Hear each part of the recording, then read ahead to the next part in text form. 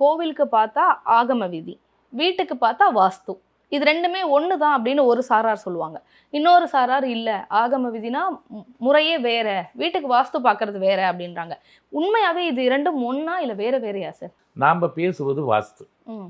நான் ஒரு வாஸ்து நிபுணராக உங்களிடம் பேசிக் கொண்டிருக்கிறேன். அப்ப இங்க எங்கிருந்து பெரியார் வந்தார் என்று கேட்டால், நீங்கள் எதை சொல்கிறீர்களோ அதுவே ஆகமமாக இன்றைக்கு ஏற்றுக்கொள்ளப்படுகிறது என்று நான் சொல்ல வருகிறேன். ஒரிஜினல் ஆகமம் என்ன? இனி நீ கடைபிடிக்கிற ஆகமம் என்ன?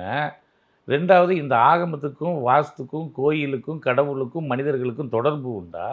இந்த ஆகம விதிகளை மீறினால் என்ன நடந்துரும்? இந்த வேதங்கள் வாஸ்துவை கட்டுப்படுத்துவதில்லை. வேதங்கள் ஆகமங்களை கட்டுப்படுத்துவதில்லை. ஆனால் பேசுறது மட்டும் வேதாகமம்மா. அது யார்? அது கிறிஸ்துவன் சொல்கிறது. பைபிளை வேதாகமம்மா. ஆனால் நமக்கு வேதம் வேறு, ஆகமம் வேறு.